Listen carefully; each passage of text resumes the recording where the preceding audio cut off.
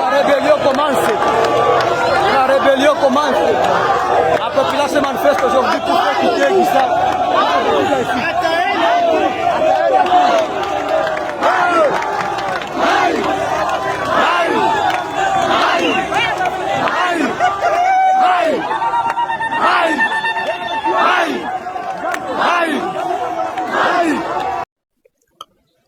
Oui, chers collègues, comme je vous l'ai dit, au cours de cette marche pacifique initiée par les coordonnateurs des différentes sociétés civiles de la place d'Uvira, Fizi et ses environs, le FRDC avait accusé réception de leurs mémos transmis par le maire de la ville d'Uvira.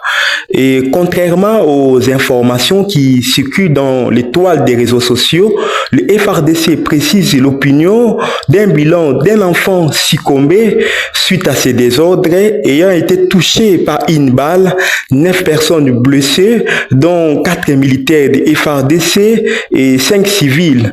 Comme vous le savez, toujours suite au désordre des manifestants incontrôlés qui voulaient pénétrer l'enceinte de l'état-major du secteur opérationnel Sokoladé, Sud Kivu.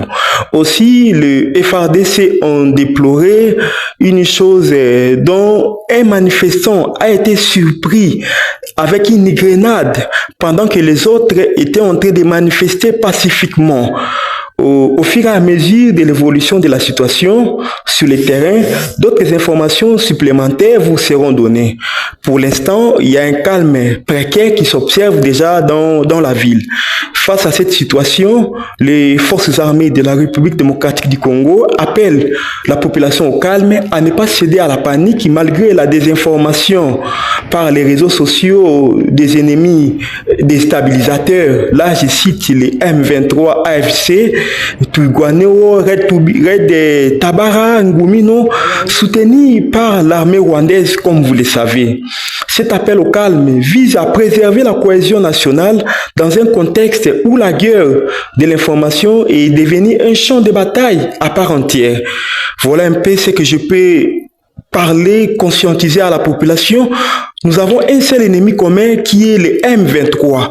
Donc nous n'avons plus de temps à perdre. Nous devons tous, entre nous et les Wazalendo, nous focaliser sur cet ennemi commun qui déstabilise nos forces armées, qui déstabilise la vie de nos paisibles populations.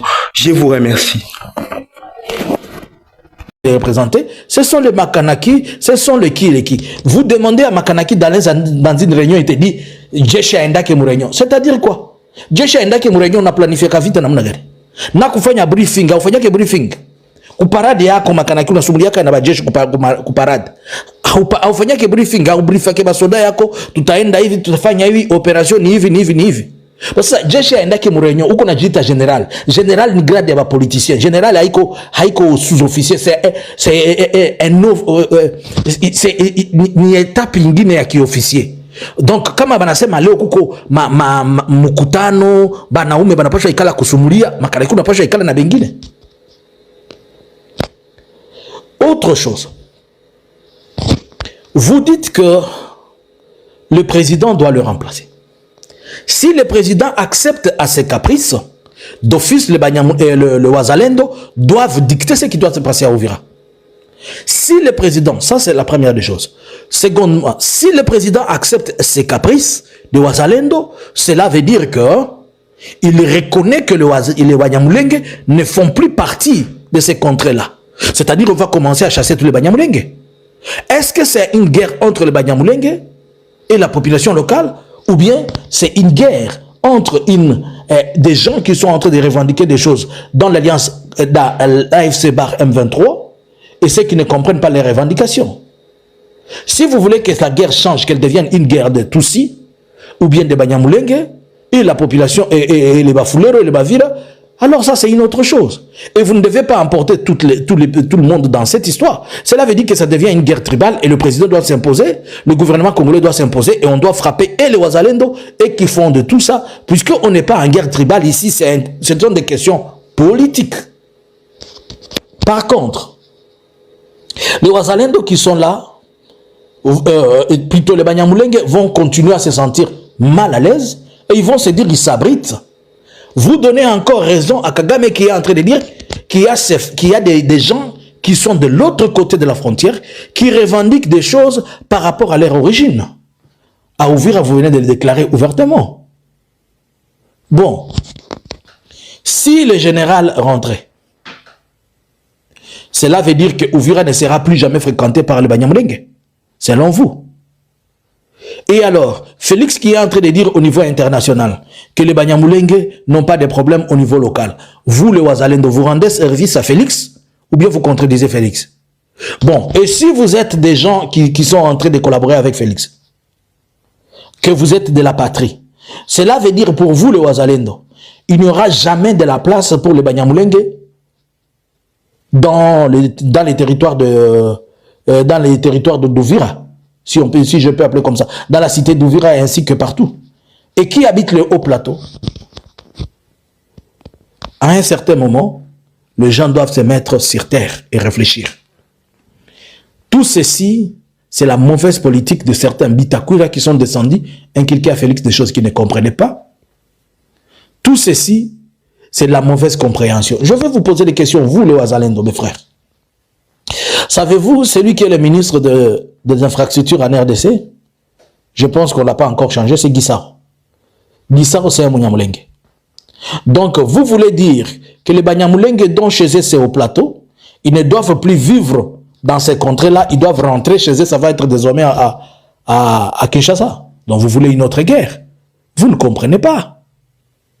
Qu'est-ce que le président Félix doit faire à ce moment-ci? Il est pris sur son propre piège. Sur son propre piège de ces choses qu'il a faites. Moi, je crois que pour le moment et pour l'instant, il n'a pas d'autre choix. Il ne peut pas bouger Gassita de la S'il bouge Gassita, cela veut dire qu'il accepte que le site qui vous ouvrira n'est pas aussi une portion où les Banyamulenge peuvent vivre. On va se diriger dans la province du Nord Kivu pour voir aussi les affrontements qui se poursuivent dans les territoires de Walikale entre l'armée, donc voulez dire entre les Wazalendo et les rebelles du M23 soutenus par l'armée rwandaise. Vous devez retenir que il y a toujours donc des violents affrontements qui opposent les rebelles de l'AFC M23 au Wazalendo sous commandement de Jean-Marie Bonane depuis l'avant-midi de ce lundi 8 septembre près d'un petit.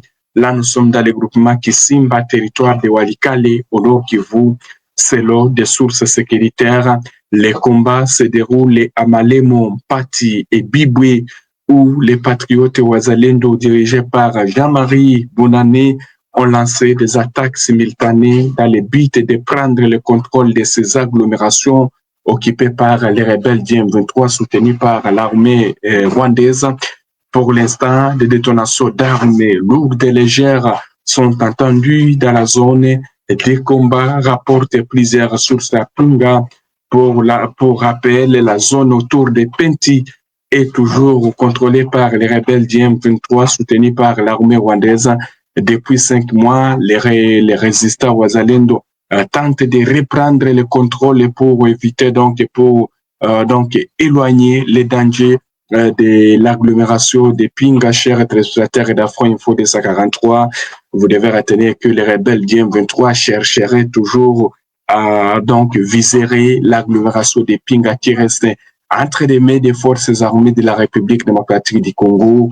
Et d'ailleurs, comme nous sommes en train de parler toujours des Walikale, vous devez retenir que depuis plus de 2 semaines, plusieurs sources sécuritaires de la société civile alertent sur les renforcements continus des positions des rebelles du M23 et leurs alliés rwandais dans le groupement Kisimba, territoire de Walikale au nord Kivu. Il s'agit des positions d'Mpeti, Katobo, Ihula et Iteya.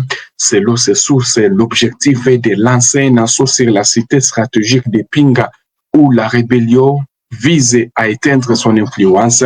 Suite à cette situation, la notabilité locale appelle les autorités militaires congolaises à plus de vigilance afin d'étouffer l'intention des rebelles, alors que les rebelles chercheraient toujours de progresser dans ces zones. Les Wazalendo aussi tentent de maîtriser cette situation, alors que les rebelles ne gèrent que par la prise de cette cité stratégique de Pinga. Vous savez que si Pinga tombe, Walikale Centre ne sera pas aussi stable. S'il prenait Pinga, ils vont utiliser cette piste pour se ravitailler en armes et munitions de guerre. Voilà pourquoi la société civile alerte les autorités militaires congolaises qu'elles soient vigilantes, car nous risquons d'être surpris que les autorités fassent tout pour étouffer cette intention des rebelles, a indiqué d'ailleurs à nos confrères d'actualité précédée ce lundi un notable du groupement Kisimba. Donc, le gouvernement congolais doit être vigilant.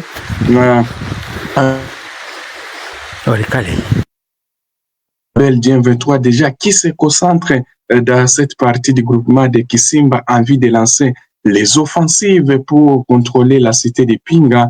Vous devez retenir que les combats toujours peuvent éclater et les combats se poursuivent même ce lundi 8 septembre 2025, chers téléspectateurs d'Info 243, alors que les lignes de front de retour restent calmes pour l'instant. Pas d'affrontement. Espérons qu'on va revenir avec beaucoup de détails pour vous donner donc les informations de retour. Nous sommes arrivés à la fin de cette édition. Merci à vous de nous avoir suivis jusqu'ici. Si vous avez apprécié ces contenus, n'oubliez pas de vous abonner à notre chaîne, d'activer la cloche de notification pour ne rien manquer de nos prochaines vidéos. Likez et partagez cette vidéo. On se retrouve très prochainement. À bientôt.